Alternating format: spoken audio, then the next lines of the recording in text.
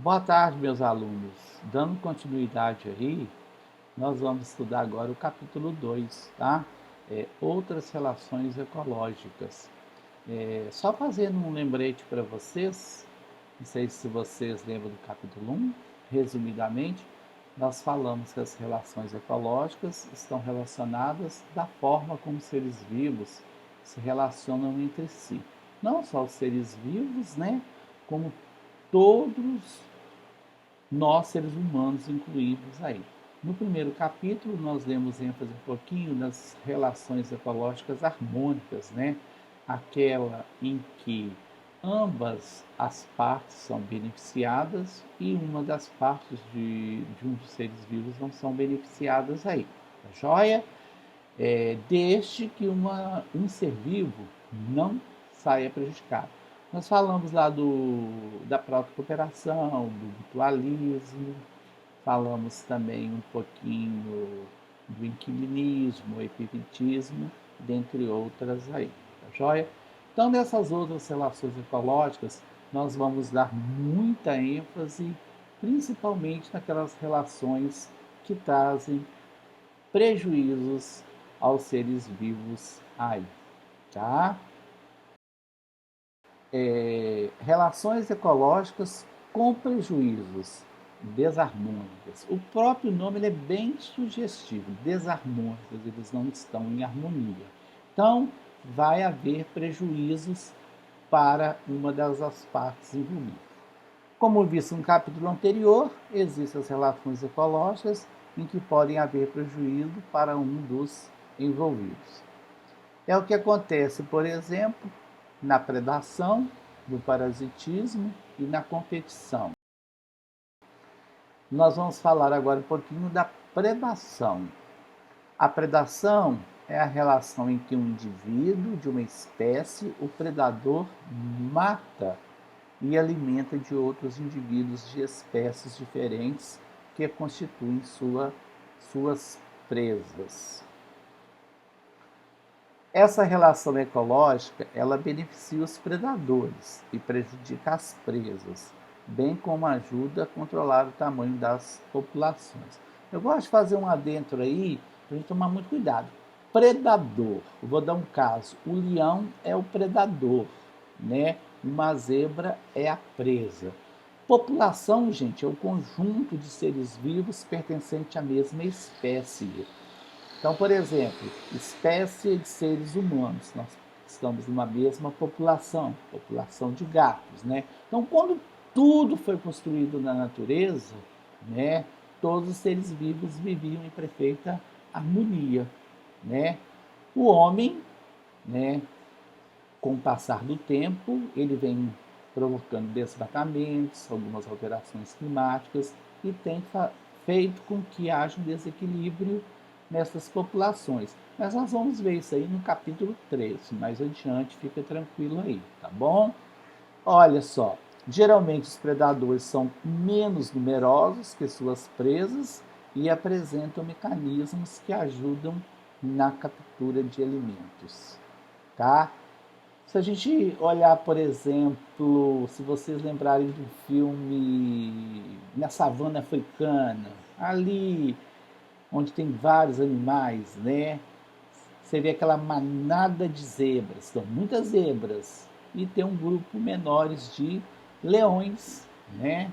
Então, observe que nós temos muito menos presas do que quando comparada com os, tá? Coloquei uns exemplos para vocês de relações ecológicas do tipo predador. Ali nós temos leão, né? Uma leoa, pelo aspecto da foto, né? Alimentando de uma gazela, que é uma espécie parente da família dos veados ali.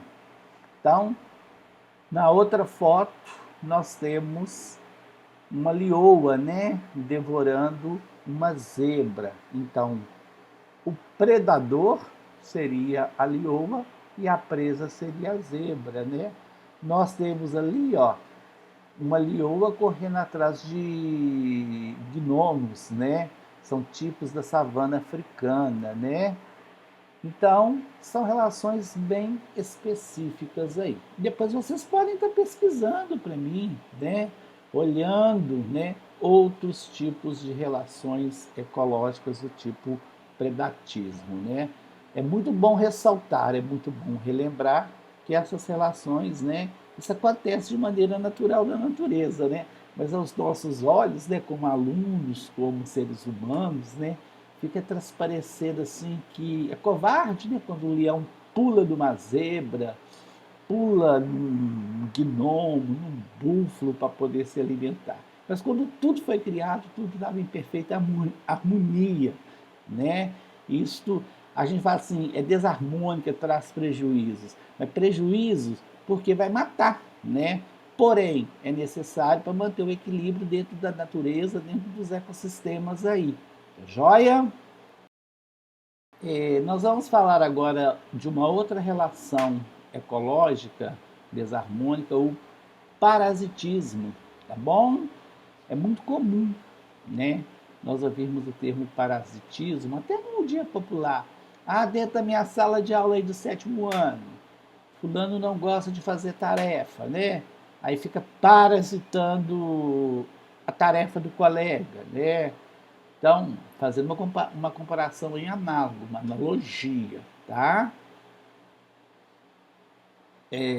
O parasitismo é a associação em que um indivíduo de uma espécie o parasita e instala-se no corpo de outra espécie, o hospedeiro.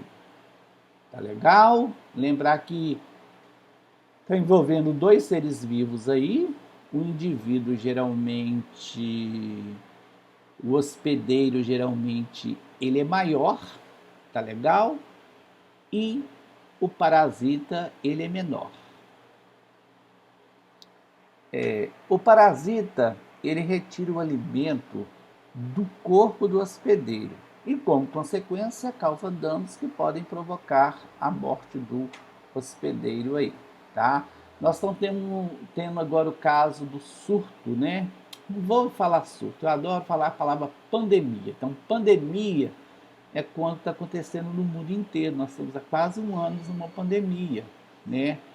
Então nós podemos dizer que é uma relação de parasitismo, né? O vírus, né, o SARS-CoV, né, ele penetra nas nossas células, obrigando as nossas células a realizar todas as atividades vitais dele. No caso do Covid-19, ele é um retrovírus. Este vírus, ele tem uma ação muito letal, muito arrebentadora. Ela entra no organismo e acaba, né, principalmente aí os nossos pulmões, né, mas podendo deixar sequelas em outras áreas, né? Então, é caso de estudo. Eu diria que é um caso típico de Covid do nosso, é um caso típico de parasitismo, né? Nós podemos citar aí a dengue, né, que nessa época do ano, né, tem muitos casos, a febre chikungunya, o zika vírus, são relações ecológicas do tipo parasitismo aí. De modo geral, a morte não acontece, pois não é conveniente ao parasita que sua fonte de alimento se acabe.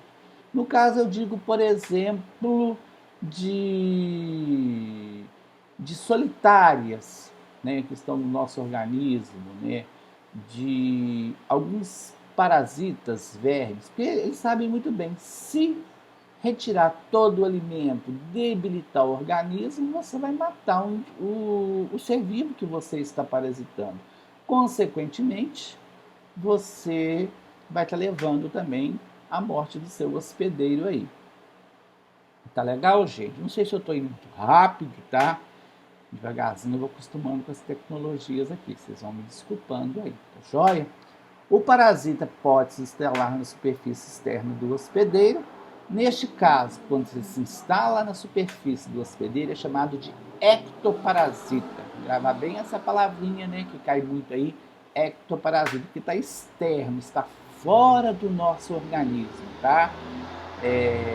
Vou dar um caso no próximo Um caso rápido, por exemplo, pulgas dos cachorros. Então está fora do organismo. Ecto vem de meio externo, fora do nosso organismo. Em outros casos, né, dentro do hospedeiro, nós temos aí no caso os endoparasitas aí. A maioria desses endoparasitas, eu gosto de citar muito uma doença que na minha época cometia muito, a lombriga, né? Ela vivia lá no nosso intestino grosso. Todo o alimento que você comia depois de digerido no estômago ia para o intestino para poder ser absorvido. Então ela expoliava. O que é expoliar? Ela retirava do hospedeiro os nutrientes que ela necessitava, mas não matava, deixava a pessoa fraca, com vômito, muita insônia, diarreia, vontade de dormir, uma preguiça de raciocínio. Hoje, graças a Deus, praticamente nós, na nossa região aqui, Visconde do Rio Branco, nós vemos muito poucas pessoas que tenham este tipo de parasita aí. Tá legal? Aqui nós temos alguns exemplos, né? Como eu citei para vocês, aí eu tenho nessa foto aí um carrapato. O carrapato ele é um aracnídeo, né? Tá na mesma família da aranha, engraçado, é um aracnídeo. Ele acaba tendo um aparelho bucal sugador que ele retira do nosso sangue. No nosso sangue tem muito alimentos, nutrientes necessários para as suas necessidades vitais aí. Eu vou chamar ele no caso aí de endoparasita, que é um parasita externo. Ali eu citei para vocês, ó, nós temos um mosquito Aedes aegypti, chamado de mosquito da dengue, né?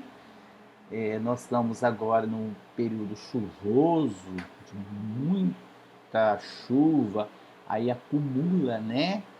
Águas dos reservatórios, pneus, latas, por isso nós devemos manter nossas caixas de água tampadas, o quintal limpo, para que não possa haver o acúmulo dessa água, porque o mosquito reproduz na água.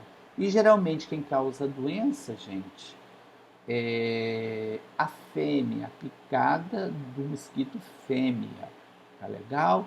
Achei esse desenho aí muito bem elaborado, que pega, né, o momento exato em que está.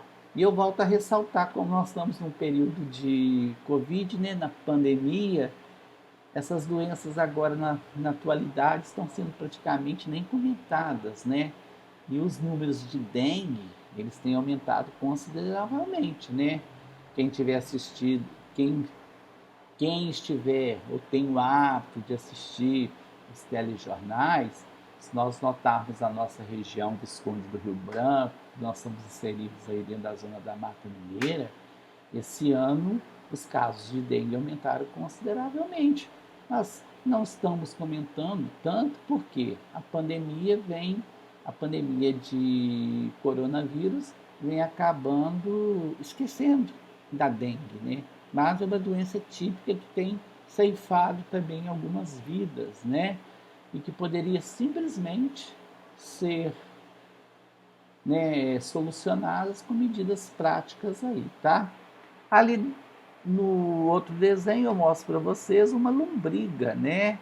Ela está dentro da cavidade do intestino delgado, uma foto muito bem retirada, mostrando que ela se alimenta dos nutrientes retirados da parede intestinal, do sangue.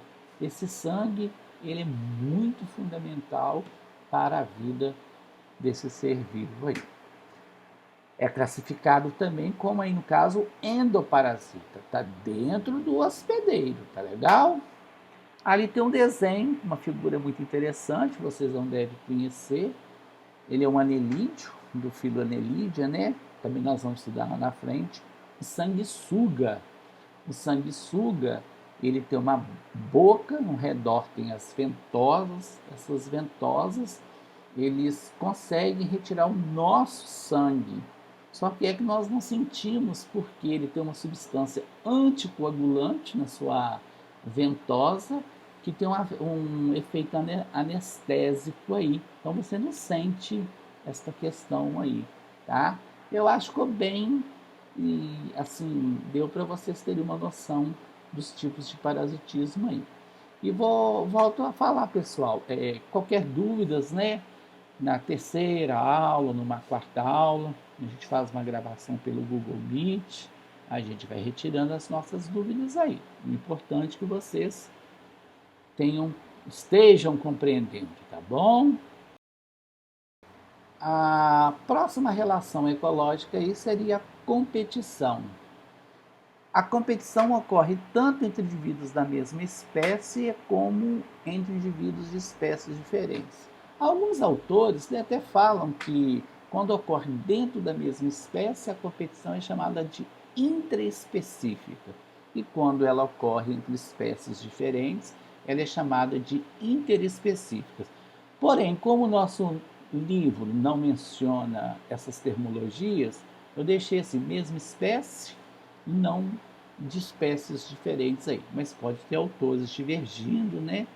E então é bom que vocês acabem assimilando um pouquinho aí.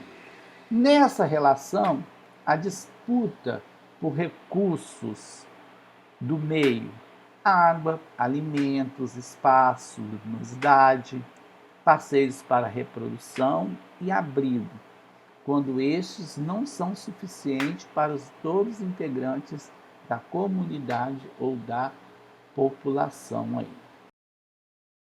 Aí nós temos alguns exemplos. Nessa primeira foto aí, observa-se, né, dois machos duelando para poder ficar com a mesma fêmea, né? Há esses grupos aí, né, em que eles duelam. No caso do animal precisa se relacionar, né? Tem alguns animais na natureza que são monogâmicos. O que são monogâmicos? Só vive com uma única parceira. É o caso de alguns pássaros, né? Agora, em outros, é poligâmicos. O que é poligâmicos? É um macho para comandar toda a boiada aí. Eu digo aí que essa aí é uma relação que ocorre entre indivíduos da mesma espécie ali. Observamos também, ó, a competição ali do outro lado de leões, né? Geralmente você tem o macho ele não caça, e as fêmeas, né? Então eles estão e um grupo de hienas do lado. Então eles estão competindo aqui por alimento dentro do mesmo habitat ali. Ali seria uma savana africana, né? Que nós não temos aqui no Brasil. Ali na foto nós vimos elefantes, gnomos, zebras, né? Estão todos disputando o quê? O mesmo alimento, né? Nós temos ali agora urubus e uma outra ave, não sei qual tipo ali, disputando restos, carcaças de alimentos deixadas por outros seres vivos aí, tá? Mas também é muito comum, por exemplo, eu cultivo milho, uma cultura de milho, né? Aí vem aquelas ervas daninhas. Por que, que o agricultor tem que vir capinar, retirar as ervas daninhas? É o mato no popular que eu falo ervas daninhas. Porque as ervas vão retirar do solo aqui a água, os nutrientes que iria para o milho, tá certo? Então nós também falamos que essa relação ecológica está dentro dos seres vivos aí, dos vegetais, né? Eles acabam disputando o quê? Os nutrientes, né? Vocês percebem isso aí não só na cultura de milho, pode ser de arroz ou em árvores, né? Porque a gente acha que competição ela só vai acontecer entre animais, né? E na mente da gente, a gente tem que colocar aqui dentro do sétimo ano que nós estamos falando em seres vivos. Quando eu falo seres vivos, é sempre relembrar. Ser vivo não é só o ser humano, não. As árvores são seres vivos, os vírus, as bactérias, os protozoários, os fungos, os vegetais. Então nós temos uma gama muito grande de seres vivos, uma diversidade muito grande. A gente estima que a Terra aí tenha hoje 3 bilhões de espécies de seres vivos, né? Minto, desculpa, 3 milhões de espécies de seres vivos, e nós hoje nós não temos catalogados ainda nem a metade dessas espécies de seres vivos. Mas esse também será assunto abordado ao longo do nosso ano, que é a diversidade da vida da biosfera dentro do nosso planeta Terra aí. Tá joia? Agora nós vamos passar por uma outra parte que está em relações ecológicas, eu vou dar uma explanação. Agora, eu não sei por que o autor preferiu julgar aqui. Essas duas próximas agora, elas não são relações harmônicas, não são relações desarmônicas. Eu acharia que teria ficado melhor até ter colocado na aula anterior, no capítulo anterior. Tá joia? A vida em grupo. Os seres vivos, muitas tarefas que são frequentemente executadas com a colaboração e a divisão de trabalho entre os indivíduos de uma mesma população. Em alguns grupos, as tarefas são bem integradas, mas em outros, apesar de estarem agrupados, os indivíduos não são dependentes um dos outros aí. A colônia e a sociedade são exemplos de vida em grupo. Tá? O livro didático traz nessa ordem sequencial para vocês, mas eu colocaria então a sociedade e a colônia como relações ecológicas harmônicas, e lá dentro do capítulo 1. Mas é importante que nós vamos relembrar então. Nós estamos falando de ecologia, que é a relação entre os seres vivos, como que eles interagem entre si e com o meio ambiente, que essas relações ecológicas estão divididas em harmônicas, aquelas que trazem benefício para uma das partes envolvidas e não traz prejuízo para a outra parte. E as relações ecológicas desarmônicas, em que uma das partes obrigatoriamente é prejudicada aí. Então, nós fazemos essa questão dessa interação, que a ecologia é muito importante, né, para entrarmos realmente no estudo dos seres vivos aí. Aí nós vamos falar um pouquinho delas aqui rápido. Exemplos da vida em grupo, a colônia e a sociedade. Aqui eu tenho desenho, por exemplo, de no fundo do mar, né? A gente jamais poderia imaginar, né, que corais, né, e o segundo desenho, as esponjas, são animais, né? Pô, mas animal. Mas vamos ver lá na frente, tá? São colônias de corais. Ali abrigam inúmeras espécies de seres vivos, peixes, algas, né, que contribuem de maneira para manter a harmonia dentro desses ecossistemas aí. Aí eu digo assim, apesar deles viverem em colônias, não existe aquela tarefa que cada um tem que fazer, tá? Geralmente você não vai conseguir encontrar um único coral vivendo junto. Eles têm que estar unidos para facilitar para facilitar a vida de cada um deles ali. Igual as esponjas, né? Necessitamos de várias esponjas unidas, né? Nós temos casos também de que as bactérias, elas são unicelulares, mas praticamente você não tem uma bactéria que vive sozinha, elas vivem em colônias. Nós temos muitos fungos, os fungos são unicelulares, mas a maioria deles formam colônias. Tá joia? Aqui nós temos no lado exemplos de sociedade. Aí eu coloquei para vocês um exemplo bem típico, as abelhas no primeiro desenho aí em cima. Dá uma divisão, por exemplo, a rainha. Qual que é a função? Você só tem uma rainha dentro de uma colmeia. A única função que ela tem é procriativa, é reprodutiva. É ela que vai produzir, né, novas rainhas, novos zangões e novas operárias. O zangão também ele tem a única função reprodutiva. Na época da reprodução, ele sai, faz o acasalamento, né? Fertiliza a rainha que vai formar uma nova colmeia. Nunca teremos mais de 2 rainhas numa colmeia, apenas uma. No período reprodutivo, ela produz várias rainhas que vão sair para o voo nupcial e produzir novos descendentes, tá? Agora, as operárias, elas têm a função de coletar o grão de pólen, coletar o néctar, preparar a geleia real para oferecer à rainha, fazer a defesa da própria colmeia. Elas são fêmeas, na maioria das vezes, estéreis. Elas não produzem novos seres vivos aí. Então, vocês observem nitidamente que qual que é a diferença básica entre a sociedade e a colônia? Na colônia você tem uma divisão de tarefas, né? Eles se organizam, eles se organizam de maneira hierárquica. O que é hierárquica? É de maneira assim, que cada ser vivo tem a sua função dentro daquela colmeia, né? No caso das abelhas. Da mesma forma que a gente, no desenho abaixo, está vendo aí dos cupins.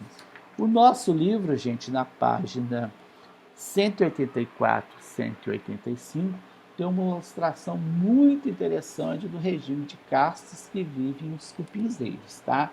Dessa mesma forma, nós podemos citar também o caso dos formigueiros, tá joia? Mas fica aí essa recomendação para vocês darem uma lidinha aí. Para finalizar, né? Obrigado pela atenção de vocês, né? Agradeço muito, né? Eu vou largar aqui umas recomendações para vocês. Eu queria aí que vocês fizessem a leitura das páginas 182 a 187, referentes ao capítulo 2 da unidade 1 do nosso caderno 1, tá? Faça uma leitura bem detalhada, com bastante calma, tá joia? Depois eu vou pedir para vocês, né? Vocês vão fazer as atividades referentes ao Organize o Conhecimento, tá? Aplique o que você aprendeu e analise o que você viu nas páginas 186 e 187. Legal, gente? Espero aí que eu possa ter passado aí para vocês os conteúdos, como eu havia falado anteriormente, né? Com calma, a gente vai dominando essas novas ferramentas tecnológicas. Eu sei que é um pouquinho complicado para vocês, como está sendo complicado para mim, mas em qualquer dúvida, eu ressalvo a vocês, eu estou disponível nos grupos de WhatsApp, tá joia? Não deixem de fazer as atividades de maneira alguma, tá? E contem sempre comigo. Um forte abraço, fiquem com Deus e até a próxima aula.